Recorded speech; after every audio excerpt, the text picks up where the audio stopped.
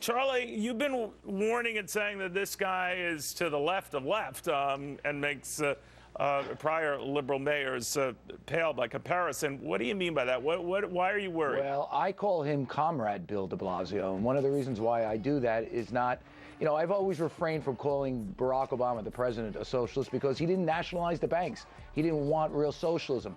This guy gave aid and comfort to the Sandinistas. He's built up a very left voting record and public policy record, and he's never disavowed his flirtation with the communists. So what would that mean for outsiders listening who don't care about Manhattan and are hearing this and hearing, well, okay, how does that affect me? Well, I mean, listen, this is the epicenter of capitalism, as your next guest will tell you, because he was one of those great leaders that we had, Dick Grasso.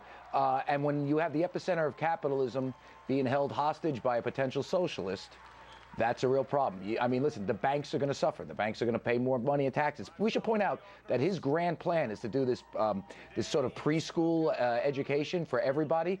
It's built on the notion that he can raise income taxes on rich New Yorkers. That has to be approved by the state legislature and by the governor, which they're probably not going to approve. Well, not an easy task. But Andrew Cuomo, the governor right now, commented on the mayor-elect's big night last night, saying that New York City voters have opened an exciting new chapter to our state's largest city with the election of incoming Mayor Bill de Blasio, which is not exactly an overwhelming, ringing endorsement. Right. And he didn't exactly say, I'm going to approve his increase in taxes, which he doesn't want to do, because Andrew Cuomo wants to run for national office. Plus, he has to get reelected. I mean, upstate New York is not exactly Manhattan. But here's the point. Suppose he can't get that money, that tax increase passed on individuals. He's going to go right to the business community. And guess what that is? Those are banks that are under pressure from Washington. You could see a lot more bank layoffs. All right. Could you also see banks just pack up and leave?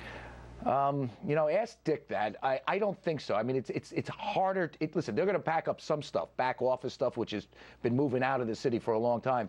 But, you got to have a presence in New York. But, listen, hire less people, maybe move more people overseas. All these banks are international entities to begin with. But I think Grasso would be able to tell you about that. The guy who should have been mayor, I should point out.